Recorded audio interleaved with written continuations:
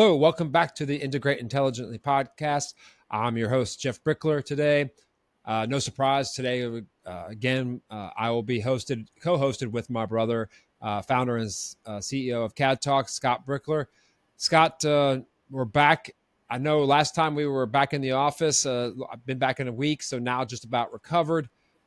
So welcome today to another episode. How's it going for you?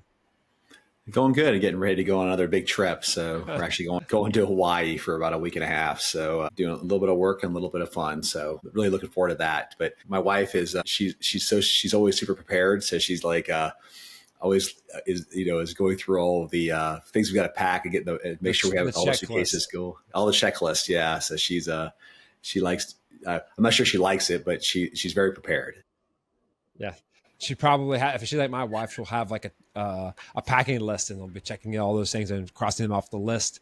And we should be thankful that we have people in our lives who do that, right? Take care of those things and allow us to be here on this podcast and to focus on the work. So again, just as an introduction, right? We are CADTALK Software. We help manufacturing companies, accelerate their engineering to manufacturing handoff. Kind of in the layman's terms, we do CAD integration platform, right? We work with all kinds of manufacturers all over the world. Today, we're going to explore partnerships, and we essentially have, three major ways in which we partner. Right. And so with manufacturing companies, you would think it'd be pretty straightforward when you say, hey, what problem do you solve? Well, we help manufacturing companies, right? We are an integration platform. But what I would call the ecosystem or the environment in which we work is pretty sophisticated, pretty complex. And so we're going to talk about those three different kind of partnership relationships we have through partnerships. When I came to CADTALK 10 years ago, I know that one of the things we talked about when I came on was like, hey, we often work with partners, and I didn't know what that meant. So today's a good opportunity to explore what that looks like. Absolutely. Sounds great. So I work with a lot of our partners. I built a lot of our partner relationships over the last 10 years.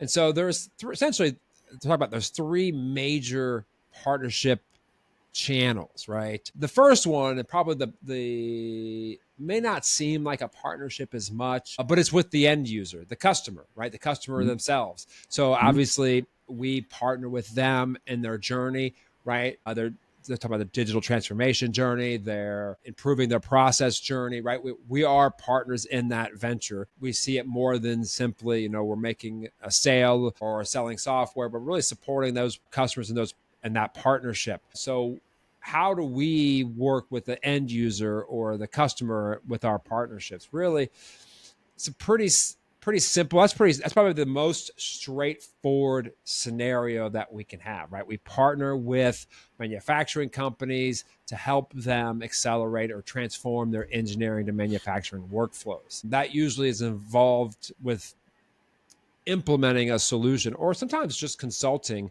with them on what they're doing today and how to improve those areas, right? So Scott, what are some of the common, you've been obviously working with engineering and manufacturing companies for 30 years. No, maybe not. That's too long. Almost 30 years. We don't want to age it too long, age it too much. But you've been working almost 30 years with manufacturing companies. Describe a little bit about, when we partner with them, what are the challenges that they're trying to overcome? What are the things that you often hear manufacturing companies talk about when it comes to both how we can help, but also just in general?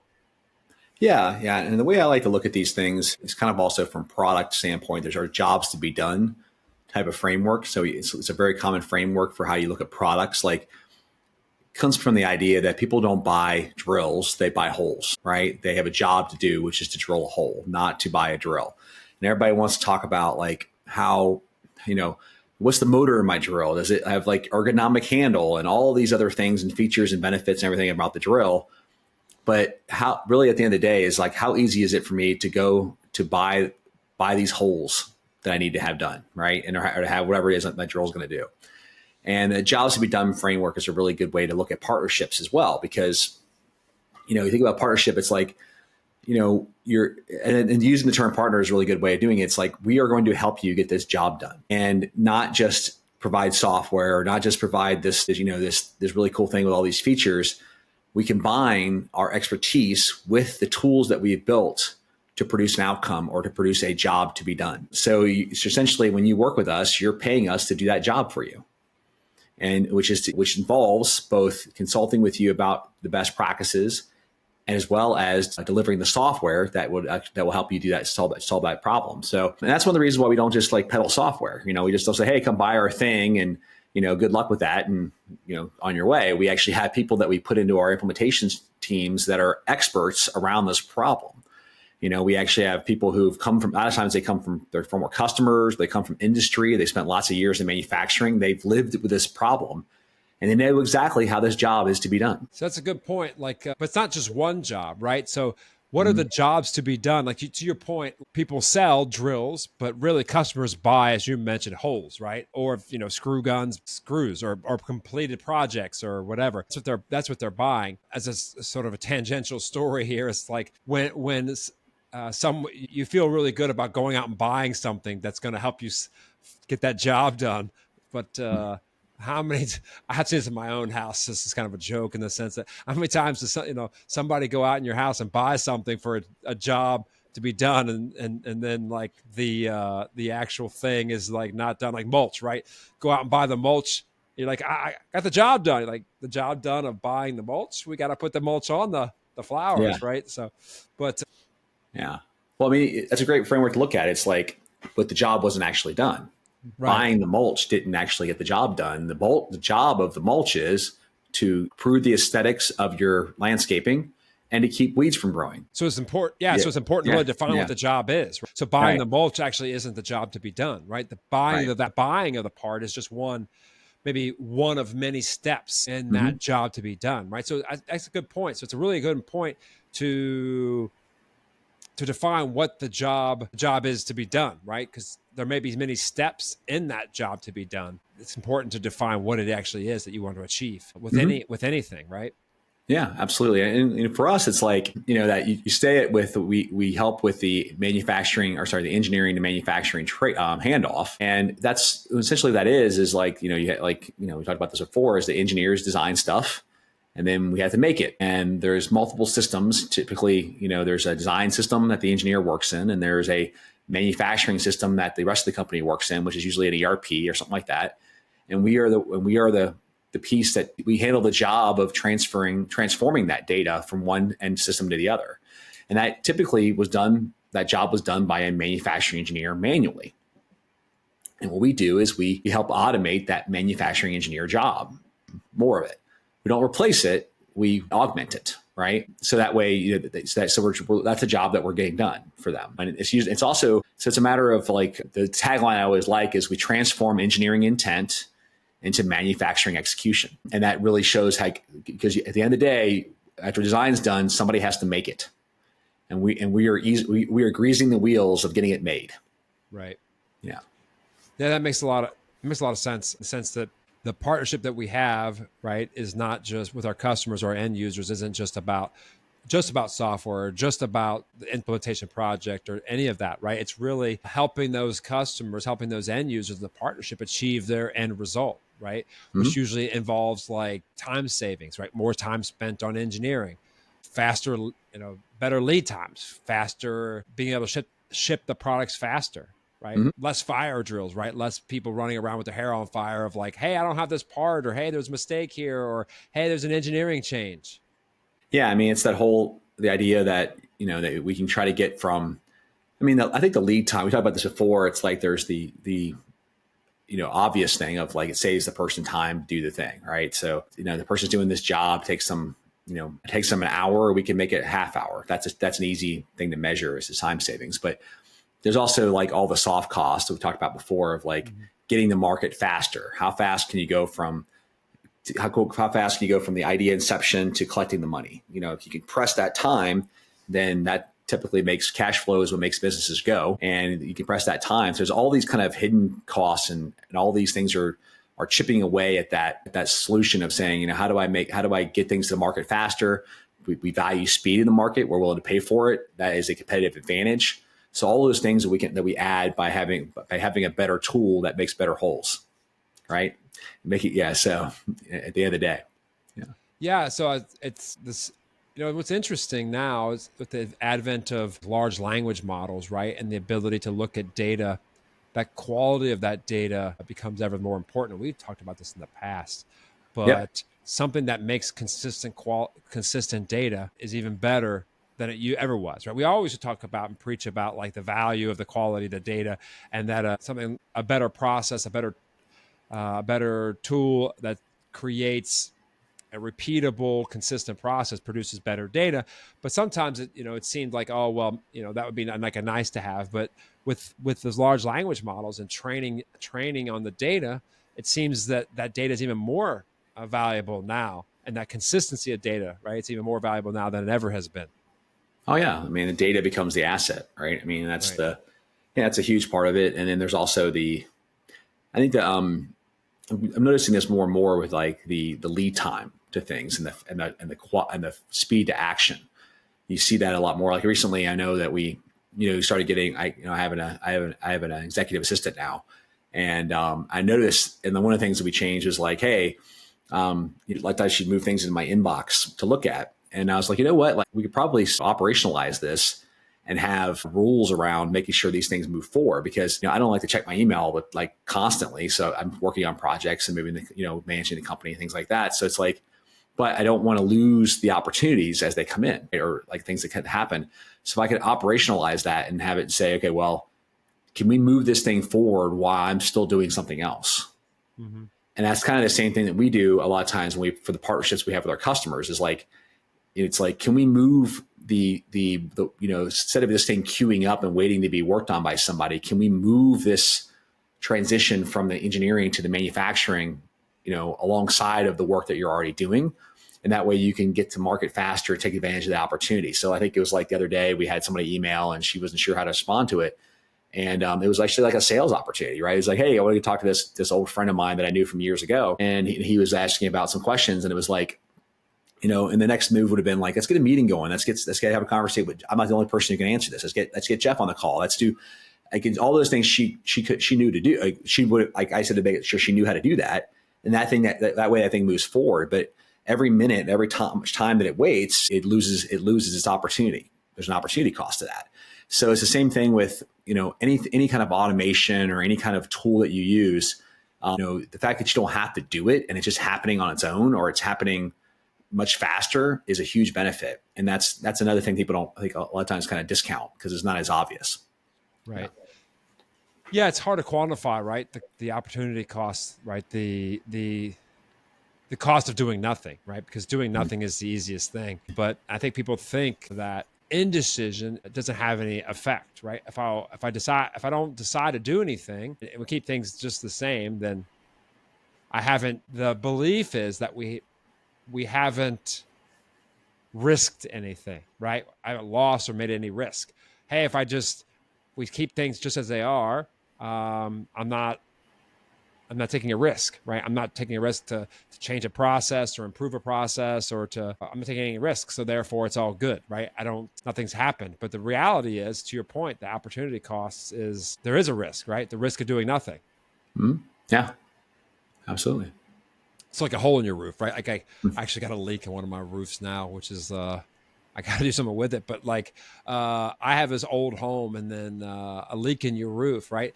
And you think, oh, I can not do anything, that leak, right? Or, but that can cause over time, right? Can cause a lot of damage, really damage the foundation or damage your house or damage anything. So there is a opportunity cost, right, to doing nothing. Something that seems like small can turn into something really big, especially over time. Yeah, absolutely.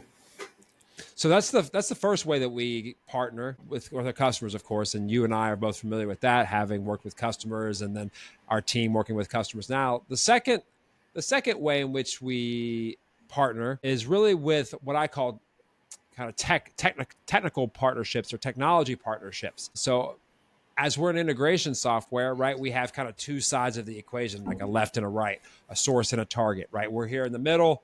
And then when you have one on the, you have something on what you have a CAD or PDM or some kind of engineering software over here, and you have something on the other side over here, which is the manufacturing. And so we have these technology partnerships, right, for our integrations. So typically this is going to be CAD publishers, right? So, and then over the other side could be ERP or PLM publishers on the other side, right? And so, Scott, talk a little bit about when you were first developing, you obviously knew that you needed to get a partnership going with these other software publishers so that you could work with them. Talk a little bit about like how you came to that. Like, why did you decide to focus on the part, like of that partnership immediately? Because sometimes, you know, these technologies have open APIs are well documented. You could just, you don't need that partnership necessarily. You could just go out and build some kind of integration, and because there's different parts of an integration, right? There's different parts of the relationship with the technology vendors. Yeah, I think a lot of it, I mean, we talk about this a lot, like when we work with customers and then people have systems that we don't integrate to, right? So like they'll ask about, and then we integrate to a ton of things, but you know, it's like, well, can you integrate to this? Can you integrate to this other thing that we have or whatever? And like, and my first question is always, how do we get a partnership with that company? And a lot of that is around risk mitigation, right? Risk mitigation for the customer, actually, which I think, you know, is the core person that we have governance with, right? It's like we have to look for the customer first. And so, and the reason why I say that's the risk mitigation is that we call ourselves an off-the-shelf integration, not custom software, but an off-the-shelf integration. We have to we're implying that we will continue to support that integration into the future. That's the entire point of buying an off-the-shelf integration. So in order to maintain that, we would have to maintain access to the software that we're integrating to and be able to maintain that integration over time. So by having the partnership, we increase the likelihood that we'll have access to the software and be able to continue with that integration and support it, as opposed to using like the customer systems or something like that. So sometimes like when you have an independent consultant or more custom software solutions, they just say, well, I'll get the access from the customer. And then they sell one customer and then maybe two customers. And I guess there is an incentive for the customer to give you that access, but it's like, you know, it's just kind of like, to me, it seems like it's more of a risky endeavor. Then you also have to deal with the fact that like the customer may have different versions and all those different types of issues that you run into. And also, so by having the partnership with the publisher of that system that you're integrating with, you mitigate the risk for the customer and also for the business as well, right? So by doing that. The other thing you get is you typically, by having the partnership, you're getting, and typically you're paying for it, you know, you pay for that. And actually that's probably sometimes even preferred, because then you have an incentive for the company that you're working with to give you the inside track about that system, you know, and like how it works and, you know, what's the best way to integrate and what's the best practices and how, you know, how's customers using it. That's a nice way, you know, that's a nice thing to mitigate risk and to produce a better outcome, which is also paramount, you know, if you're trying to serve customers. And then, you know, and then if you take it even further, then you can say, well, your customers are my future customers. So how do we create a mutually beneficial relationship where you can introduce me to your customers, and then you make some revenue and we make some revenue, everybody wins. Like the customer wins, we win, you win, everybody wins, you know, which is it's better than a win-win. It's a win-win-win, you know, so that's like, why don't we create more of those? So so the partnership concept is, you know, it's a great way to approach it because it mitigates risk, but it also creates win-win-wins, you know, for everyone to kind of, you know, get on the same page and be able to provide more value to the customer. Yeah. So what I'm hearing is that, you know, the partnership model really provides kind of two to three sort of areas of partnership. One, the technical partnership, right? The access to the software, the training around the APIs, how to talk to the softwares, maybe a certification process around how the source or the target system works, right? You would want to have that. And best practices too. And best practice, right? Exactly. How to use this software, right? What's the best way to integrate to it? What's the best way to use it? How the workflows happen, all of that. Versioning, right? How often we do updates, all of that matters. So there's that kind of technical partnership or a technical area that we need to do, right? That's for more like engineering or implementation. Then, of course, there is marketing opportunities, right? As you said, if we're working and these two systems together, right? The CAD, PDM, PLM, like your companies like your PTCs, your Dassaults, your Siemens, those CAD companies, and then of course your ERP companies, right? Your Oracles, your SAPs, your Infors, your IFSs, your Microsoft, all of those ERP companies. There's that option. There's that ability to market together, right? As you said, like their existing customers are our future customers, and their future customers are ours, right? So opportunities there to sort of attract end users to both to the systems, right? When a customer decides, hey, I want to look at that. So you can do things like have joint marketing activities, and also joint sales activities, right? Where you can go to market together, where someone's looking at a new system, right? New CAD system, new ERP, and they want to integrate them right away, right? Because their process needs that, right? And that's more value. They want to really do a transformation in terms of what they're doing digitally. So those are the kind of, and then of course there's the sales opportunity. So marketing and sales kind of go together, right? That marketing and demand generation, right? Being that partnership, and also the sales partnership, the ability to sell with them or sell on their paper. So sometimes the people we partner with are able to sell our solution, right? They're able to sell CADTalk because it's so tightly, not coupled because it's not coupled together, but it's so complementary, right? It's so value add in the implementation for the new ERP, the new PLM, or the new workflows, right? So you want to make those to have the best chance of success. You want to have those workflows be easy, right? That people feel like, oh, we're going to go through this, implement a new system. We want there to be benefit, and so CADTalk helps that conversation, right? That value add of really making all those systems talk well with one another.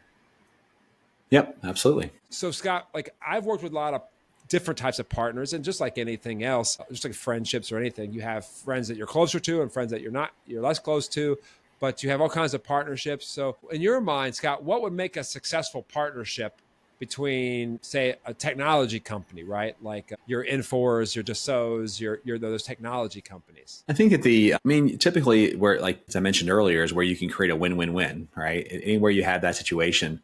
Whereas like, if you're a publisher of a system that we integrate to, then you get to go to the customer with a broader set of features that you wouldn't necessarily have on your own, right? So, and that's the other thing. It's like you can build. Everything that we do, one of these publishers could possibly build, but they're not focused on that. They're focused on building their product to be the best product it can. And integrations tend to be another thing. A lot of companies will build their own integrations, but it's pretty hard when it's just like anything else. If you focus on something, you can be really good at it. That's what we do. We do integration. That's literally all we do. And we don't even do integration like in general sense. We do integration in a very specific problem. Right. So that way we can become the best in the world at solving this problem. So it goes back to an earlier conversation of like, do you put together a bunch of best of breed applications? Or do you try to make a big monolithic system that's kind of okay with everything?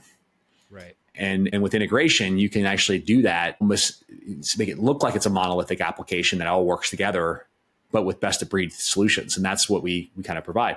And then that's the thing, they don't have to worry about like all the different systems that we integrate to. They get all that by default. So they're able to increase the breadth without doing it themselves. And they're able to get there faster. Yeah. Yeah. One thing I would add is like for our partnerships is it makes whatever they're providing sticky, like stickier, because now like the customer, by my stickier, I mean the customer gets more value out of that system. They have more things tied, connected to it. They have, better workflows, all of that. And so as a result, the customer's like, this is really working for me. I don't need to change, right? It provides a lot of value, the whole system, because people look at it as a whole thing, right? So if you say like, oh, I got this great system, but nothing integrates to it. And so a bunch of other manual processes have to be built around the fact that nothing integrates to it. But it's an amazing system, right? But nothing integrates to it. So that's a negative. So having these partnerships also makes it better for those systems, right? For those other technology providers, because their ecosystem is strong, and then more customers will want to come there because they can get the support they need, consulting support, additional software support, all of that. Yep. Yeah, and for the customer, it makes for a more seamless experience, right? They're not, they don't feel like they have all these different disjointed systems that don't talk, right? Once you get these systems talking, then you start getting, you start seeing a lot more.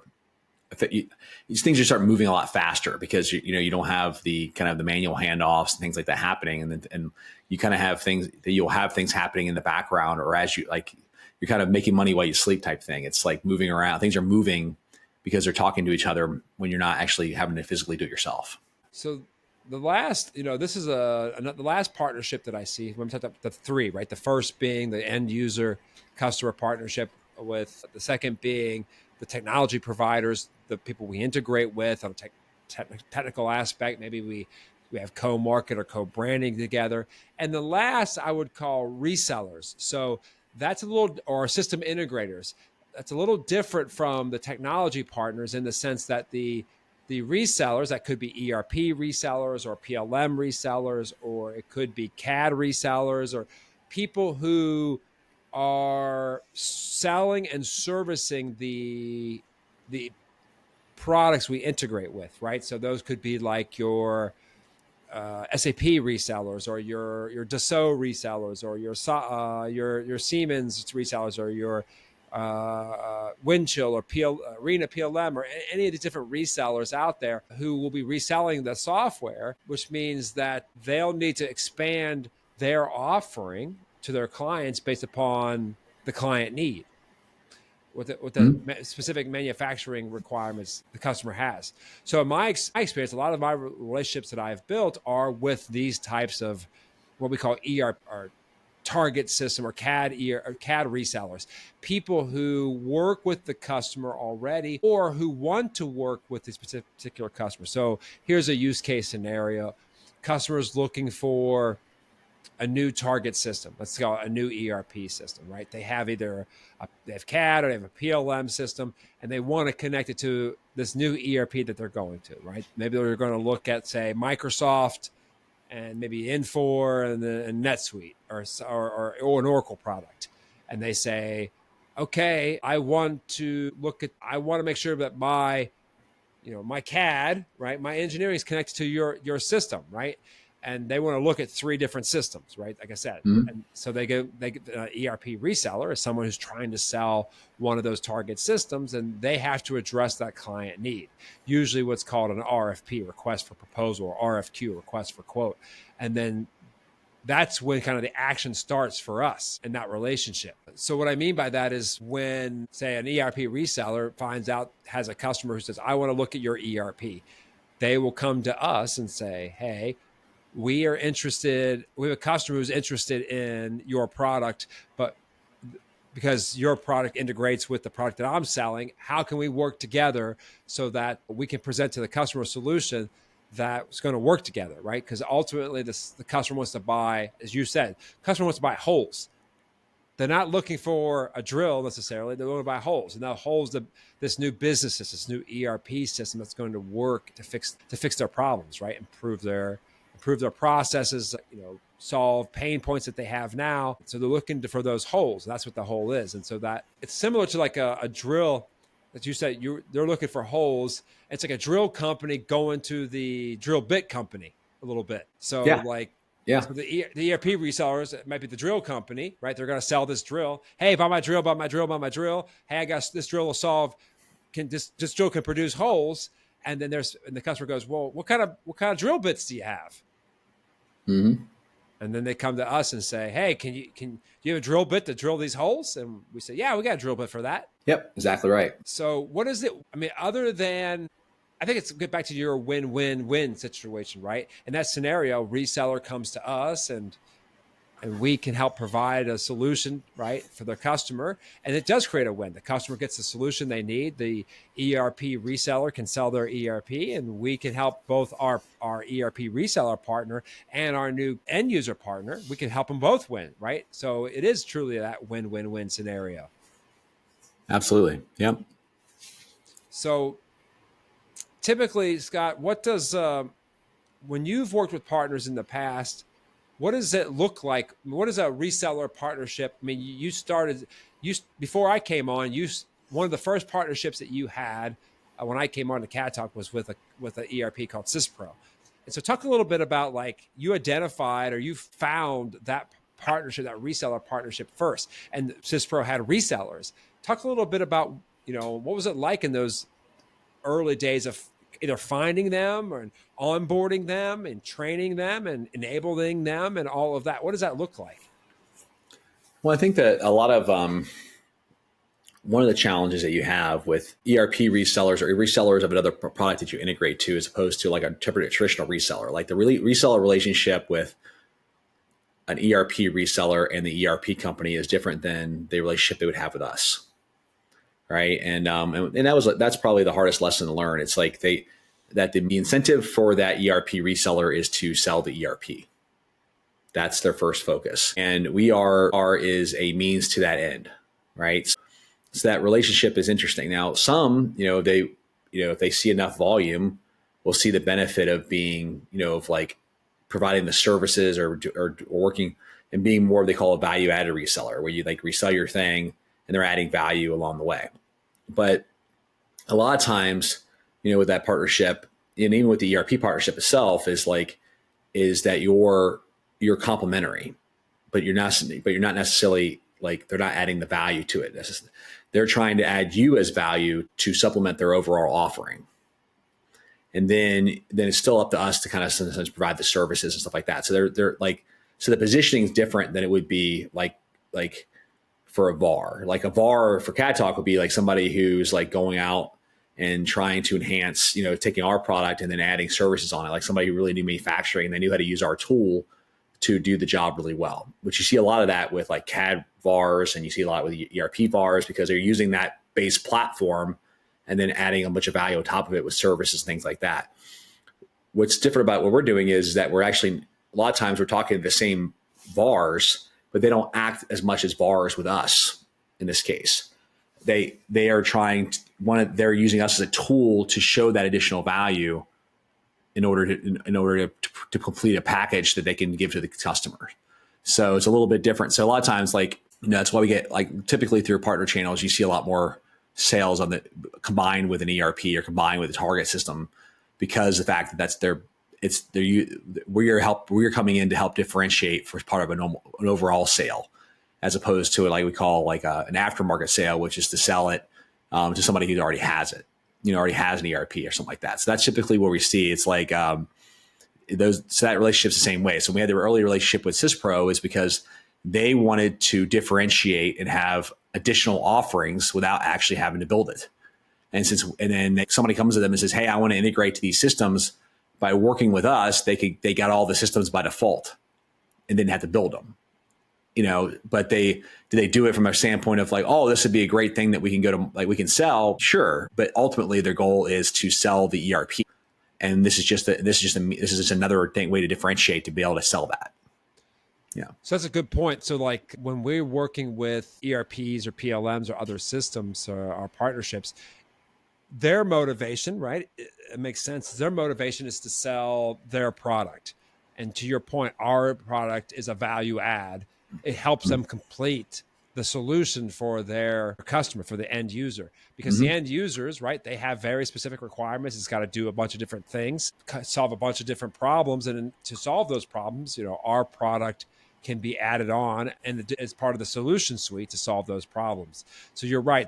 Often the reseller is most interested in selling their product. And if our product can help with that, then great. And so that's a good point. It's a little different scenario than you typically do, right? So most of the time in kind of software sales, or you talk with somebody who's selling the product, right? They're selling the direct product. In our situation, we do that as well, as you said, like an aftermarket, or where the customer already has their existing system or ERP and maybe CAD. You're selling direct to the customer. You're trying to help the customer directly, that end user. Whereas in our situation, sometimes, right, our customer actually is that value-added reseller. who needs some support from our solution to help round out their solution so that they can present to the customer, right? That full view, right? From design all the way to shipping. What do they call that? Quote to cash, right? Quote to cash, right? Yeah. Right. The whole quote to cash scenario. Where do we fit into that? So what ends up happening is we end up doing kind of marketing and sales activities with partners, right? So you enable partners, you teach the partners about your solution, not just how it works, but like what kind of clients, who would be a fit for it, right? How to help identify clients and how to position it and what it does and that sort of thing. Because now you're not actually selling directly to the customer in that situation. You're having a partner has a different goal, which is to sell their software. You're teaching them to have an eye out, right, for this other thing. I think it's kind of like, like the partner's going out deer hunting, right? They're going out deer hunting. They're looking for deer.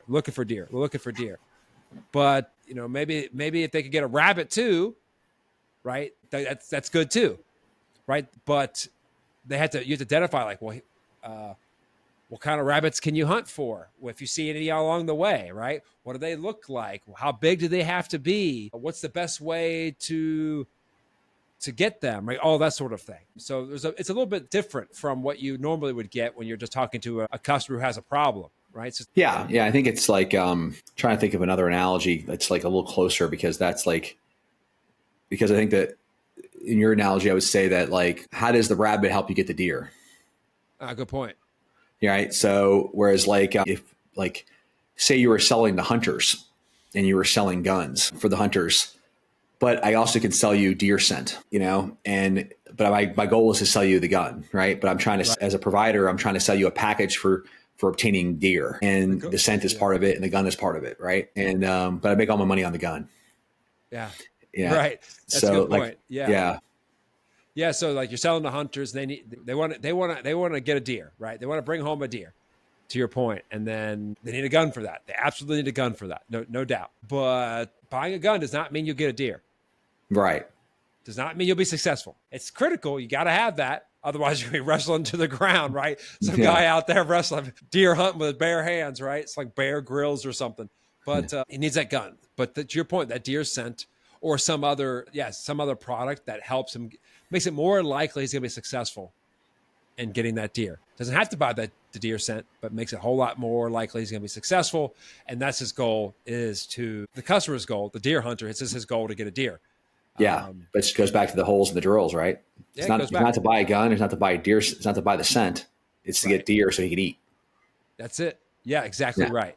That's exactly right. No, those are good analogies. That's a good analogy for what kind of where we sit, right? We're either we're the drill bit maker, right, or we're the deer scent maker, right? Same idea.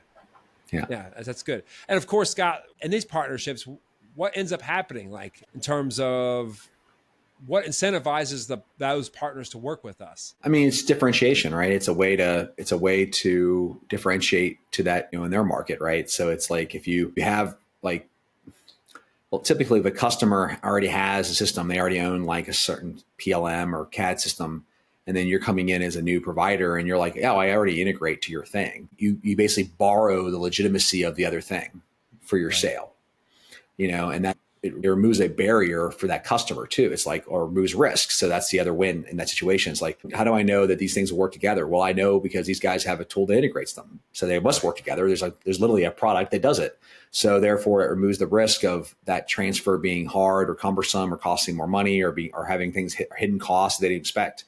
So those are all things that remove risk in the equation. Yeah, risk for it's two risks elimination, right? You're eliminating risk for the partner that the project doesn't go successful, and you're limiting risk for the customer because they're going to get what they want, right? It's going to be easy for them because they have something that's sort of pre-built, ready to go, that can be leveraged for their digital transformation. Mm-hmm. Absolutely. So Scott, it's been a good talk, because I work with a lot of partners, and it took me a long time to get my mind around like this partnerships and how that would work. And even some of the folks who join us, the new, not new customers, but new employees, had to get their mind around like, why are we talking to these partners, right? Why aren't we talking directly to the customers? And Mm-hmm. so this was a good explanation about, like, partners can really help, can really help us get to more people we can help, right? Which is the end user.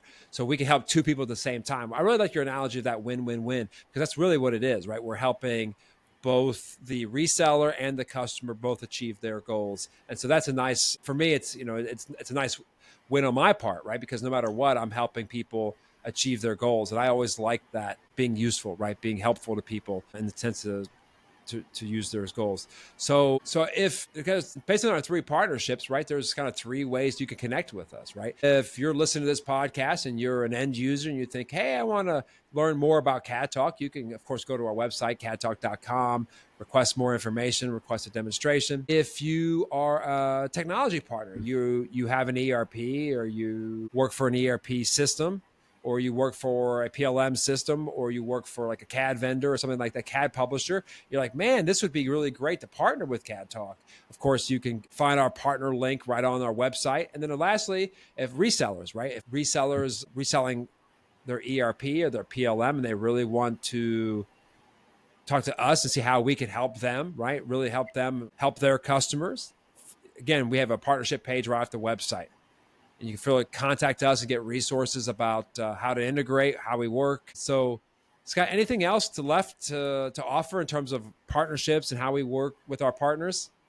No, I think we covered it pretty well today. Well, Scott, man, you have a good time in Hawaii. I think this is the last time we'll see you, and you'll be off in Hawaii enjoying that. I'm actually glad to be back home and not traveling. So I'm not envious, actually. Oh, okay. Well, there you go. So, well, thanks a lot, Scott. We'll talk to you next time.